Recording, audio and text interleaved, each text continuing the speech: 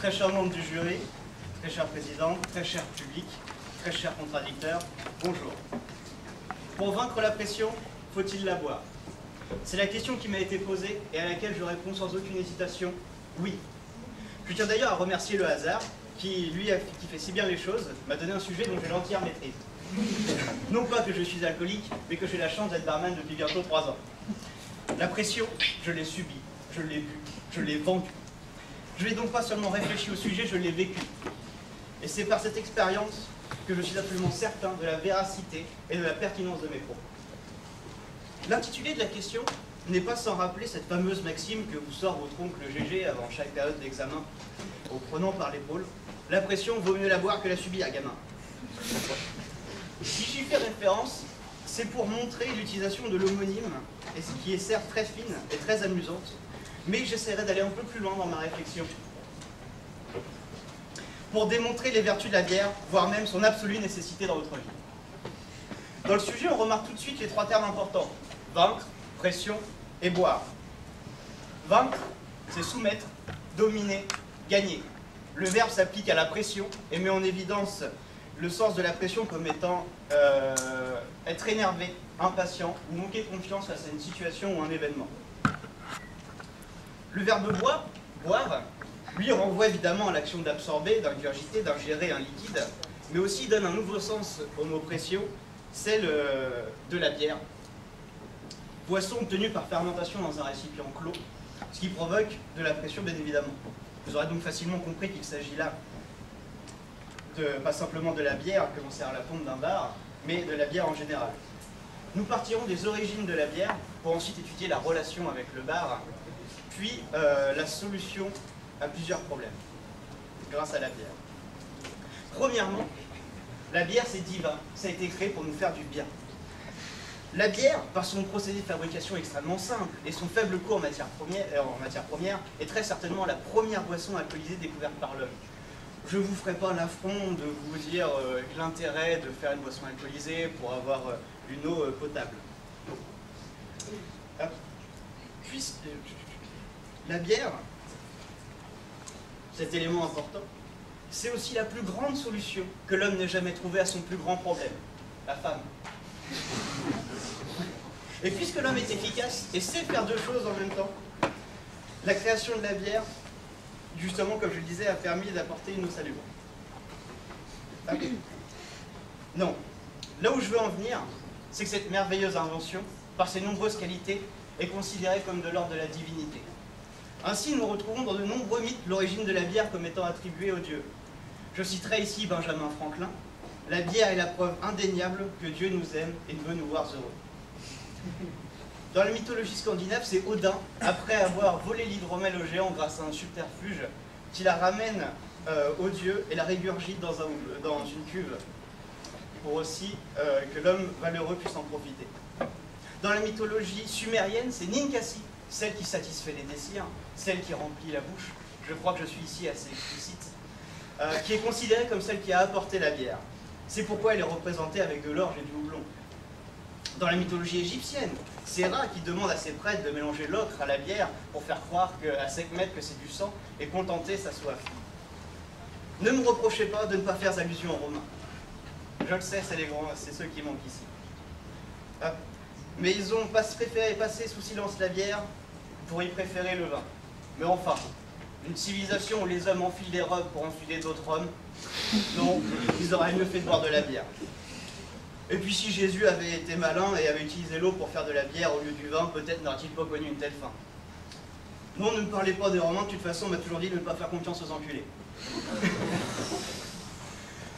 Aucun doute à présent, la bière c'est la solution. La solution en tout temps et pour toute chose. Si vous ne me croyez pas, alors faites confiance aux médecins. Selon eux, son effet vasodilatateur prévient des risques d'hypertension artérielle et donc aide à réduire le risque d'AVC. Il en va de même pour les reins, la maladie d'Alzheimer et même le cancer. Deuxièmement, de la bière au bar, on vous veut du bien. Encore. En parlant de divinité, il me semble tout à fait cohérent de parler du temple de la pression, le bar. Ce lieu de dévotion et de piété, de débauche et d'amitié. Il est le symbole de ces 2 pressions, un élément central de cette discussion. car tendu on y entre et détendu on en sort. C'est là que je vais concrètement mettre à profit mon expérience de barman avec une petite anecdote. L'été, quand je travaille au bar, tous les jours, à 14h30, arrive Dom, un habitué. Il franchit la porte, me salue, s'assoit et attend poliment que je lui serve sa chivétrie. Il se passe alors quelque chose de magique. Lorsque ses doigts saisissent le verre frais et que les premières gorgées du divin breuvage coulent dans sa gorge asséchée, ses muscles se détendent, son visage se marque d'un sourire amusé, et il me lance alors sur un ton goguenard. « Tu ne devineras jamais ce que m'a fait ma connasse de voisine. » Ce que je vais vous transmettre par ce récit, c'est le fait indéniable que la pression guérit la pression. En quelque sorte,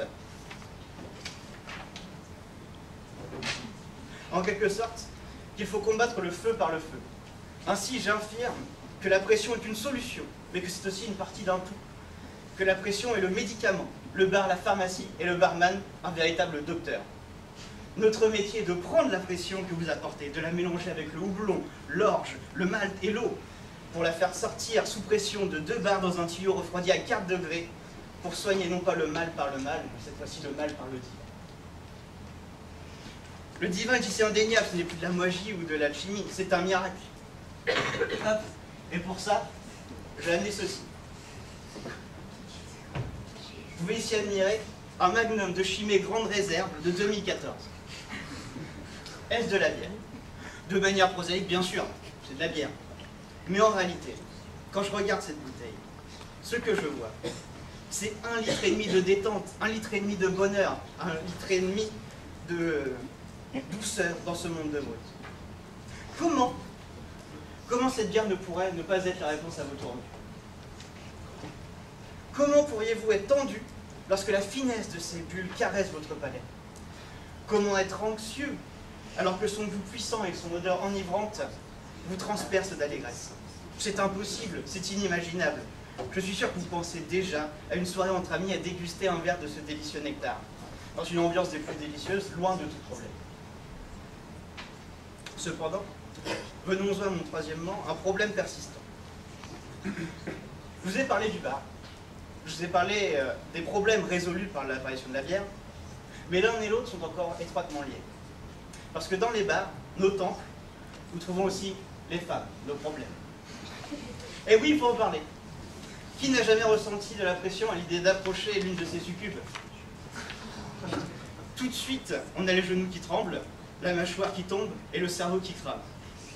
Il vous faut alors sans aucun doute aller chercher une pression pour renforcer vos genoux, pour actionner votre mâchoire et pour essayer d'éteindre cet incendie qui se propage. Puis c'est bien connu, la bière ça rend intelligent. Donc attirant. Et n'essayez pas de me contredire. Toute personne qui boit de la bière finit par parler histoire, politique ou économie. Et parfois même on le fait en anglais. Les Vikings parlaient d'hydromel poétique. C'est évident, parce que pour eux, en l'ingurgitant, on devenait philosophes et poètes. N'oubliez pas, la bière fait de vous un surhomme. Il est donc évident que face à la pression induite par la séduction d'un démon de type féminin, la pression est la meilleure des solutions. Il faut de la bière pour parler aux plus intéressantes. Et surtout, il faut beaucoup de bière pour coucher avec les plus effrayantes. Restez néanmoins prudents. À boire trop de bière pour essayer de vous réveiller en faisant face à une situation compliquée. Celle de vous retourner et de vous rendre compte que son prénom, vous l'avez oublié. Et là, la pression, vous l'aurez au coin de la joue avec une jolie marque rouge. En somme, je ne sais pas quoi vous dire de plus. La bière est si formidable qu'on la considère divine et même les dieux en raffolent. La pression, le bar, le barman, elle est là la véritable Sainte Trinité. 1, 6, 6, 4. C'est elle qui vous vient en aide et vous soigne quand tout va mal. Et c'est encore la bière qui réveille le mal qui est en vous pour triompher de la pression féminine. Enfin, j'aimerais partager avec vous les mots qui me semblent résumer au mieux l'essence de la bière et de ma plaidoirie. Le rire est à l'homme ce que la bière est à la pression. Alphonse Allais.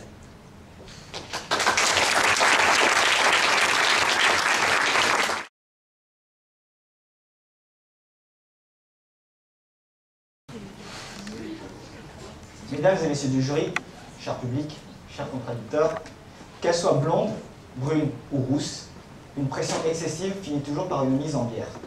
Cette citation démontre parfaitement que pour vaincre la pression, il ne faut pas la boire. Mais avant toute chose, comme tout bon juriste, je me dois de définir le terme du sujet. Qu'est-ce que la pression? D'après la définition donnée par Sheldon Cooper dans l'épisode 14 de la saison 6 de The Big Bang Theory, la pression est une notion physique fondamentale. Elle correspond à la force par unité de surface qu'exerce un fluide ou un solide sur celle-ci. Mais pour vous, je vais faire plus simple. La pression est l'action de pousser ou de presser avec force. Celle-ci peut être atmosphérique, soit la pression qu'exerce le mélange gazeux constituant l'atmosphère considérée sur une surface quelconque au contact avec cette atmosphère. Ou encore, elle peut être artérielle, qui est la force exercée par le sang sur la paroi des artères. Mais associée au verbe vaincre, elle prend un tout autre sens. Il s'agit ici de la pression au sens de stress. D'où vient ce stress? Le stress est un phénomène naturel chez l'être humain car il s'agit d'une réaction du corps humain pour s'adapter à une situation contraignante. Ensuite, à la question de faut-il boire la pression, nous parlons ici de la bière en pression. Ce fameux breuvage que nous adorons tous consommer, été comme hiver, du jeudi au samedi soir, chez soi ou dans un bar. Je vais vous démontrer que boire la pression ne permet pas de la vaincre. Scientifiquement parlant, est-ce que boire une pression changera quelque chose à la pression atmosphérique? À part refaire le monde après 2 ou 3 verres, je ne crois pas, non. Et à la pression artérielle, des recherches ont prouvé que la consommation de bière peut éventuellement réduire la tension artérielle.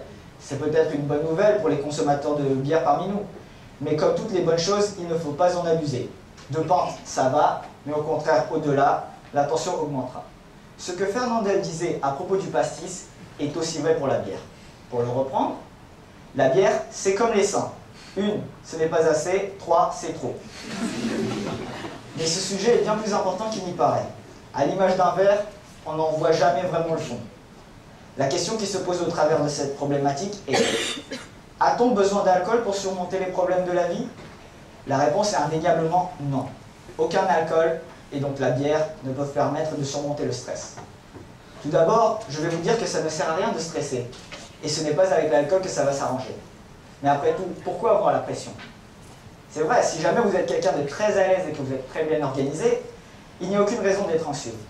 Monsieur Fleury, notre aimable directeur de département, nous a toujours dit de travailler à l'avance afin d'être le moins stressé possible le jour de l'oral. En tout cas, ce qui est sûr, c'est que lui n'est jamais stressé quand il met des 1 sur 20, et ce n'est pas parce qu'il a bu une bière avant de venir. La pression a beau être un phénomène concernant la santé psychique, il peut y avoir des conséquences néfastes par rapport à la santé physique. En effet, il y a différentes réactions par rapport au stress. Certains perdent du poids, d'autres, au contraire, en prennent. Le stress détruit, c'est vrai. Souvenez-vous de la chanson Under Pressure de Queen et de David Bowie, paix à leurs âmes. Cette chanson raconte notamment comment la pression peut détruire des vies, mais que l'amour est là pour y remédier. C'est beau, non? Le stress est un poison, et dire que pour la vaincre, il faut la boire. Cela revient à dire qu'on doit se débarrasser d'un poison en prenant un autre. N'oublions pas que l'alcool en trop grande quantité est néfaste. Je l'ai démontré tout au long de ma plaidoirie. Il est néfaste pour votre mémoire, mais aussi pour votre foie. Il y a d'autres moyens de combattre le stress. Vous pouvez par exemple vous mettre au sport ou à la méditation. C'est d'ailleurs très tendance en ce moment. Défoulez-vous. Et si vous n'êtes pas du genre sportif comme moi, il y a toujours le chocolat. Certains d'entre nous seront d'accord.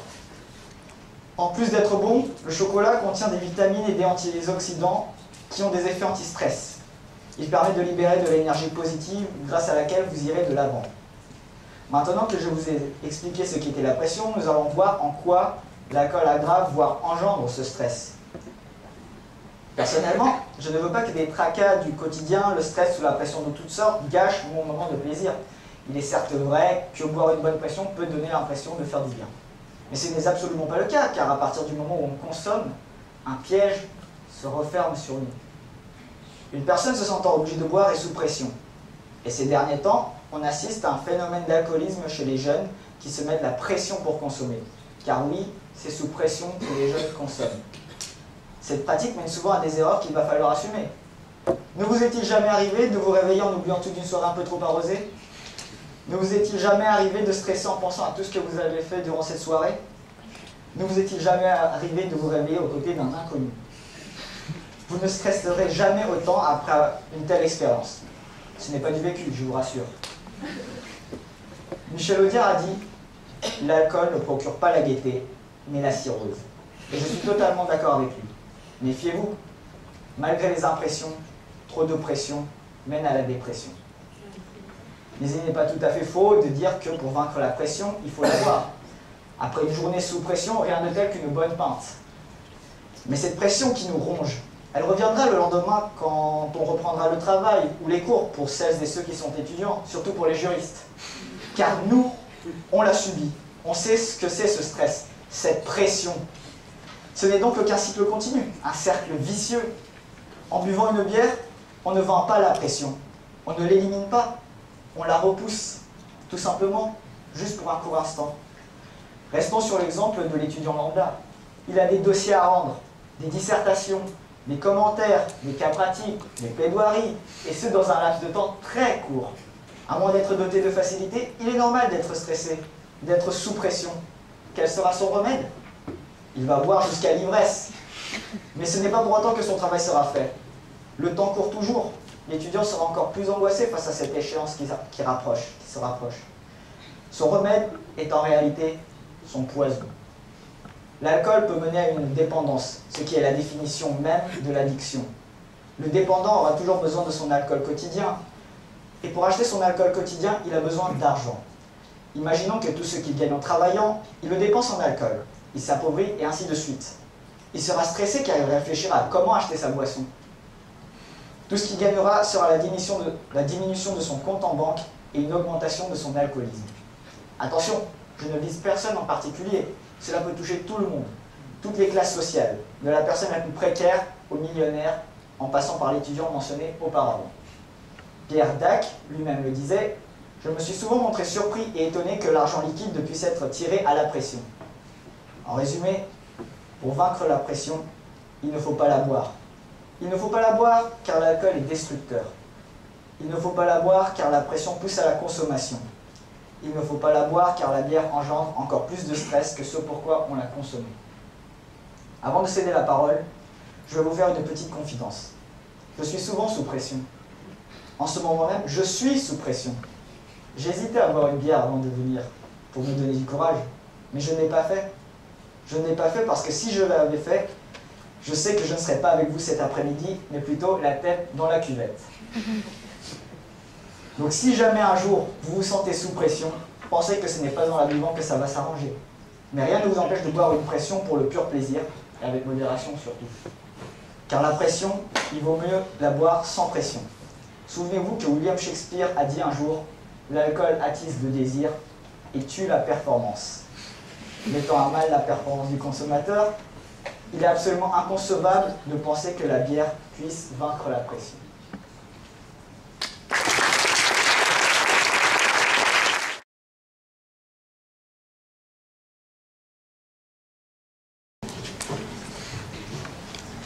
Je tiens d'abord à féliciter mon contradicteur qui a fait lui-même une magnifique plaidoirie. Cependant, elle n'est pas exempte de défauts. Vous avez parlé de la pression atmosphérique et artérielle, bien que vous l'ayez rapidement éludé, et c'est vrai que ce n'était pas le sujet. J'y ai moi-même pensé. Rapidement, je vous fais part de mes réflexions là-dessus. Et à ce moment-là, je prendrai pour exemple pour la pression fiscale avec Depardieu qui a dit « Payez en rouble, voyez trouble ». Donc lui-même semble croire que la pression peut vaincre la pression même si elle est fiscale. La pression atmosphérique, quand elle est haute, il fait chaud, donc boire une bière, ça fait du bien, ça permet de vaincre. Quand elle est basse, il pleut, et l'eau, même si ça fait rouiller, on peut faire de la bière et la boire. La pression artérielle, comme je l'ai dit, la bière est un vasodilatateur, et vous l'avez même dit vous-même, à faible dose, ça fait parfaitement cet effet. Le fait de la surconsommation, j'y reviendrai plus tard. Et pour la pression sociale, je dirais tout simplement que c'est plus facile d'envoyer chier les gens quand on a un coup dans le nez. Tout à fait, boire n'a jamais été la seule solution. Comme vous l'avez dit, il y a plein d'autres moyens pour ne pas être sous pression, s'y prendre à l'avance pour son travail, manger du chocolat, etc. Mais je ne pense pas que ça soit le thème du sujet. Là, on est vraiment sur la pression, la bière, pour, comme solution face à la pression, le phénomène. Vous avez parlé de la bière comme dans un poison. J'en suis évidemment vexé, mais là n'est pas le sujet. La bière n'est pas un poison.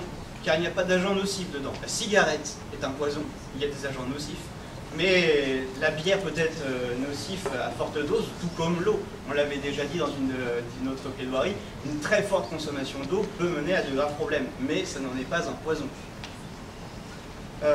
Pression face à vous avez dit qu'il y avait une pression sur les étudiants pour qu'ils consomment. C'est à relativiser, je dirais. La pression, on en subit tous les jours, ne serait-ce qu'une pression avec la pub pour acheter tout plein de choses. Donc il y a de la pression à la consommation, avec toutes les affiches. Mais, encore une fois, je ne sais pas si c'est réellement intéressant d'en discuter. Pourquoi? Parce que tout simplement, c'est pas le sujet. On parle de vaincre la pression, pas de la consommation excessive des jeunes. Vous avez d'ailleurs fait un magnifique plaidoyer contre l'alcoolisme. D'ailleurs, je citerai Georges Courteline, écrivain français, qui dit « L'alcool tue lentement, on s'en fout, on n'est pas pressé ». Donc, il ne faut pas que ça vous fasse peur. Deuxièmement, donc comme je l'ai dit, un super plaidoyer contre l'alcoolisme, mais au milieu duquel vous avez confirmé mon idée, comme quoi, quand on est sous pression, ça fait du bien de boire une bière. Et je n'ai jamais voulu défendre la thèse qu'il faut se saouler pour ne plus être sous pression. Évidemment aussi, la pression n'anéantit pas l'alcool, la bière n'anéantit pas la pression. Ça n'a jamais été non plus l'intérêt. C'est impossible d'anéantir la pression. Le but, c'est de la vaincre. Vous dites la repousser. Moi, je pense la vaincre pour un moment. Elle reviendra toujours. Mais le but, ici, c'est d'avoir un moment de détente, d'avoir un moment où on peut souffler. D'ailleurs, je pense que vous n'en êtes pas exemple. Il y a 3 semaines, quand on s'est croisés au Black Café, étiez-vous là pour vous détendre? Oui? Non? Cette bière, cette pinte que vous teniez à la main, quel effet vous a-t-elle fait? Je crois qu'il n'y a plus rien à dire.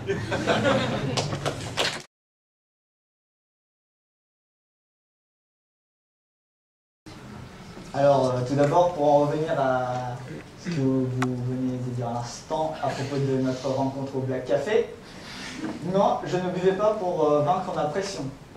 J'étais là pour passer un bon moment avec des amis, en buvant une bière juste comme ça. Je n'étais pas, mais vraiment absolument pas sous pression à ce moment-là. Ensuite, je voudrais revenir sur votre plaidoirie, qui était un sujet très maîtrisé, je l'admets. Vous connaissez la composition de la bière, c'est vrai. Vous ferez mieux de rester dans ce domaine-là, derrière votre comptoir.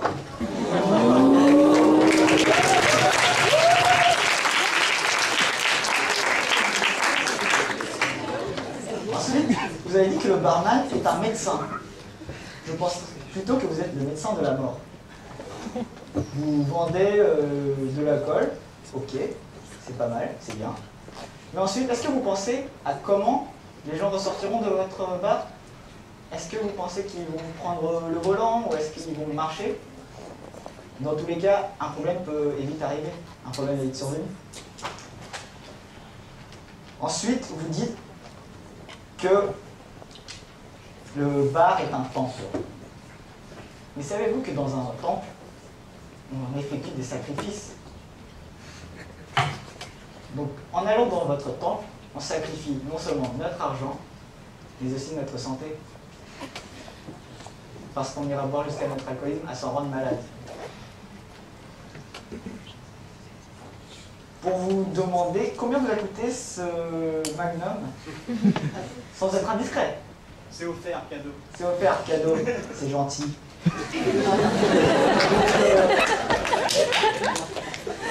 Ça satisfait vos désirs? Pour l'instant, elle est fermée, donc évidemment que non. Mais elle se réserve pour une grande occasion qui certainement elle me fera plaisir et la bouteille ne fera que la souligner. Très bien, très bien. Alors laissez-moi vous dire une chose. J'espère que vous allez boire pour vaincre votre tristesse et lorsque vous vous aurez battu dans cette plaidoirie.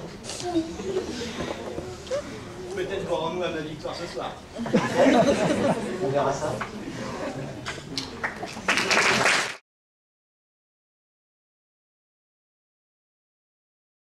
Bien, nous allons vous poser quelques questions.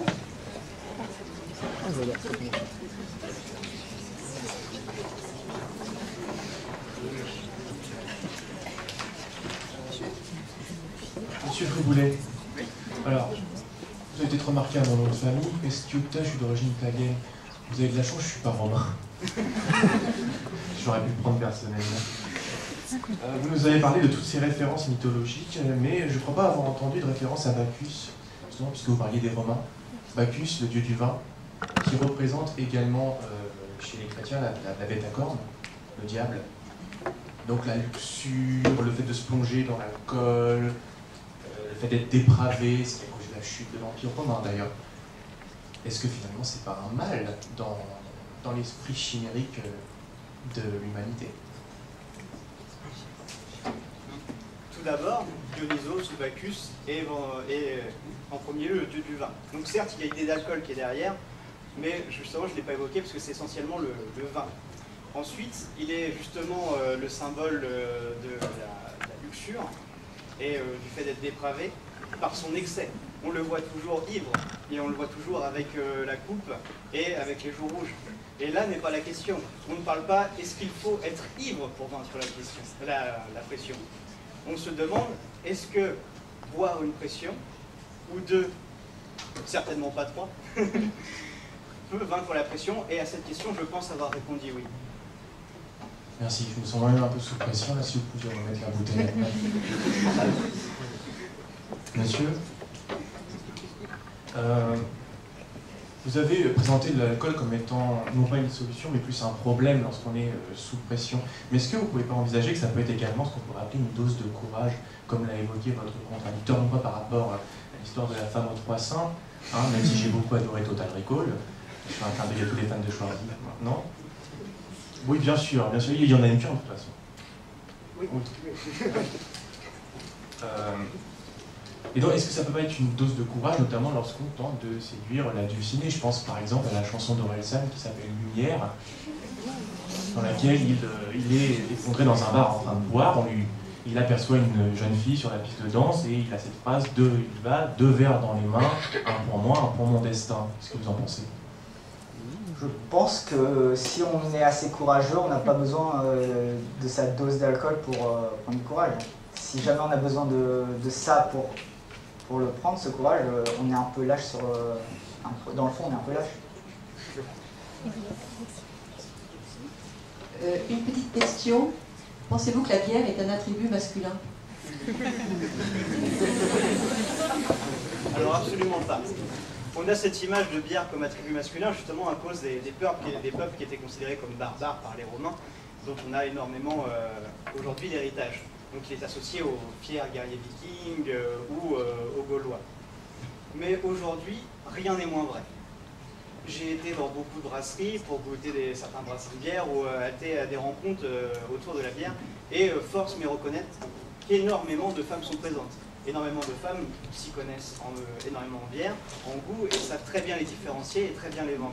Pour moi, aujourd'hui, c'est justement un produit qui est universel, tout comme la pression. Hommes comme femmes peuvent ressentir de la pression, et hommes comme femmes peuvent en boire.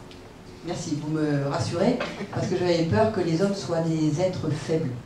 Qui ont besoin de boire de la bière pour approcher les femmes, donc ça me faisait un peu peur quand même.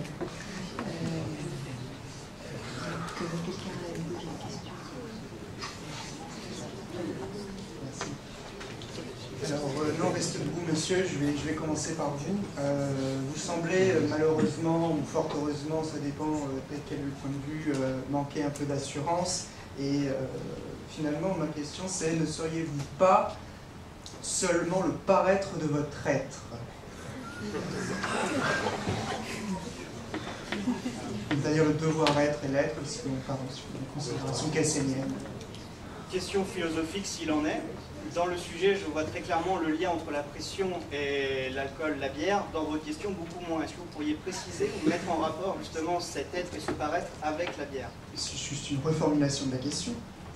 Vous aimez définir, en tant que juriste, les termes du sujet. Il est également de coutume de reformuler les termes du sujet, de la question. Donc ma question est la suivante. Ne seriez-vous pas le paraître de votre être? Tout d'abord, je tiens à préciser que je ne suis pas juriste mais historien, je ne mange pas de ce coin-là. Pardon. C'est rien. Ne faut-il pas définir les termes d'un sujet en histoire? Oui, tout à fait. Donc, Je peux poser une question, sinon je peux vous aider, enfin, je sais pas, comme vous voulez. Oui, disons que j'ai du mal, je sais pas forcément sur... Vous manquez d'assurance, vous avez besoin d'un petit peu de dopage pour aborder les filles, manifestement, ou les garçons, les filles. Donc finalement, vous ne vous assumez pas en tant qu'être, vous n'êtes qu'un paraître, vous n'existez pas en somme. Je pense que ce n'est pas du tout le cas. Parce que tous autant qu'on est, on ne s'affiche jamais comme on est réellement au public. On a plus pour le jardin secret, on a besoin d'une face publique à montrer aux autres. Que ce soit pour se rassurer ou pour juste éviter que les gens en sachent trop sur nous. Après, est-ce que boire de la bière pour ne plus être sous pression, c'est manquer de courage? Je ne sais pas, je ne pense pas, moi personnellement. Boire de la bière, c'est un moyen de se rassurer, ce n'est pas le seul. Comme l'a dit mon contradicteur, il y en a plein d'autres. Pour moi, boire de la bière, c'est se donner cette petite dose de courage, comme justement votre collègue faisait référence.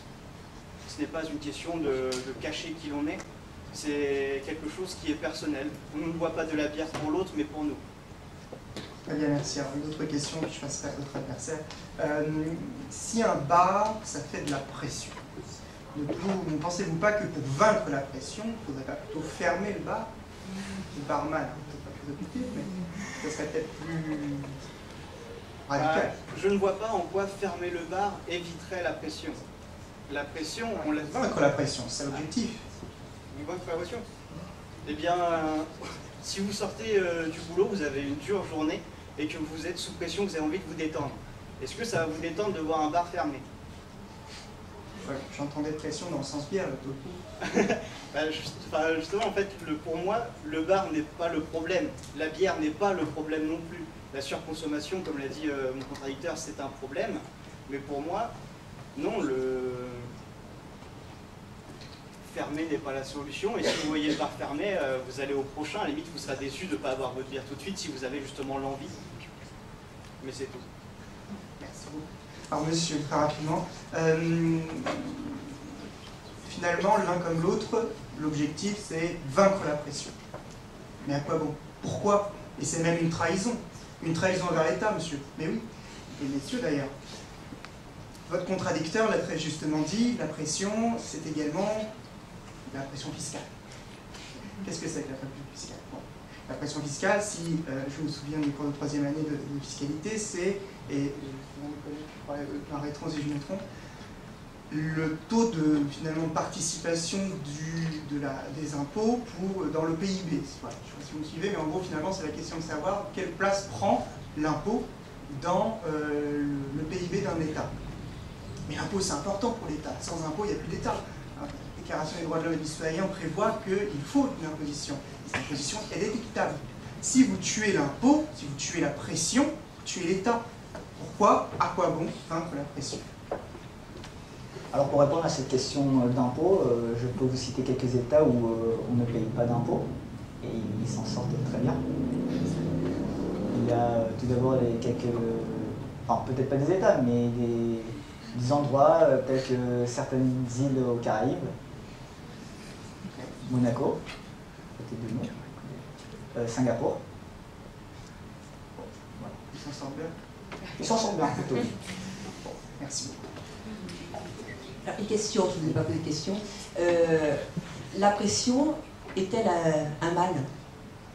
Est-ce que ça ne fait pas avancer d'avoir un peu de pression? Alors des fois on dit qu'il faut se donner un coup de pression de temps en temps.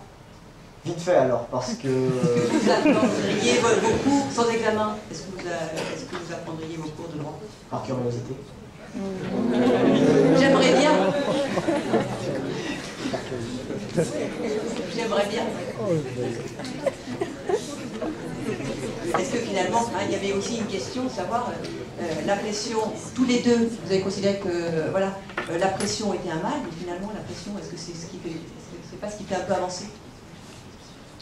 Ça motive, mais à long terme, ça devient... elle est malsaine. Donc l'excès en tout est... Oui. Ce qui est néfaste, c'est l'excès. Mais la pression en soi... Voilà. C'est une question philosophique, vous allez me dire, mais bon, pas sûr que ce soit forcément un mal.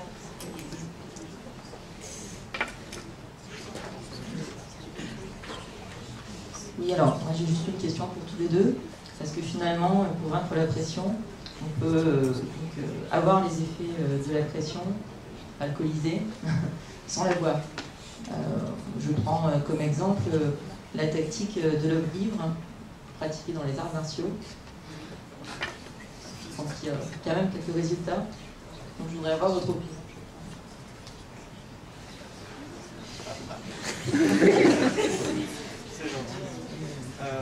Alors tout d'abord, la technique de l'homme ivre dans les arts martiaux, j'en ai entendu beaucoup parler dans tout ce qui est manga et film, j'en ai beaucoup moins entendu parler dans des traités plus sérieux. Donc je ne peux pas, là-dessus, j'aurais du mal à vous confirmer si il est possible de la pratiquer ou si elle existe sans alcool. Après, est-ce que vous pourriez m'exprimer le fond de votre question sur le fond, c'est que chacun vous défendez votre thèse. Oui. Par rapport à cette question. J'ai surtout retenu les arts martiaux, c'est pour ça. D'accord. On peut prendre l'exemple de l'escrime aussi. Je ne sais pas si vous connaissez un peu plus. Malheureusement, comme l'a dit mon contradicteur, mon domaine c'est la bière et le comptoir, c'était pas trop l'escrime et les arts martiaux. Oui, en fait, le but c'est de déstabiliser l'adversaire en simulant donc, le comportement d'un homme ivre, de manière à ce qu'il ne se méfie pas et lui porter soit le stockage final, soit le coup final, parce que ça se pratique aussi en boxe. Voilà. Et le but étant également de vaincre sa propre pression, de ne pas se prendre au sérieux. Oui, donc au final, est-ce qu'il est utile de boire de la bière pour vaincre la pression si on ne peut pas le faire d'une autre manière? Très bien. Effectivement, je n'ai jamais prétendu le contraire. Encore une fois, mon contradicteur a raison, il y a plein de manières de vaincre la pression. L'intérêt de la bière, certes, il est physiologique, médical, avec la pression artérielle, comme je l'avais expliqué, mais il est surtout essentiellement mental. Pour moi, c'est une manière de se rassurer. C'est un placebo, c'est comme le gris que vous avez à votre porte-clés. C'est une manière de se donner de l'assurance sans réellement attendre un effet chimique derrière. C'est une certaine béquille pour certaines personnes, c'est une manière de se donner du courage, et donc pour moi elle n'est pas essentielle, elle peut juste être extrêmement efficace selon les personnes qui l'utilisent. Peu importe le flacon pourvu qu'on ait l'ivresse. Oui. Par rapport à la technique de l'homme ivre, toujours. Oui. Alors, comme vous l'avez très bien dit, ce n'est qu'une technique. Donc on fait semblant d'être ivre pour mieux déstabiliser.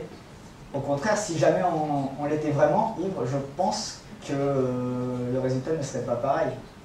Parce que, comme on sait, l'alcool, quand on est ivre, on peut perdre tous ses moyens. Et au contraire, être vulnérable plutôt que déstabilisant.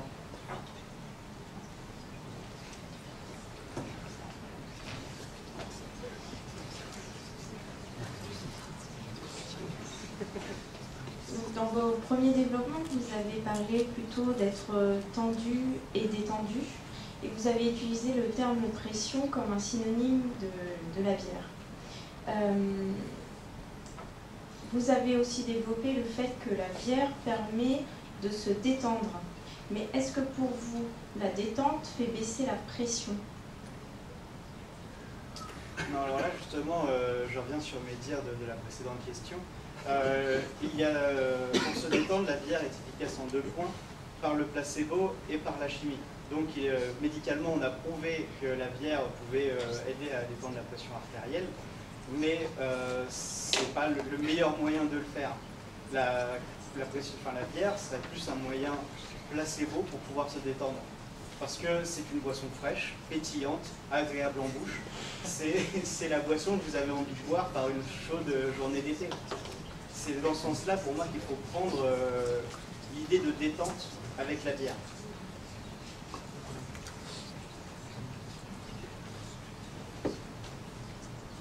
Merci, je vous remercie pour vos prestations respectives. Donc nous allons nous retirer pour délibérer.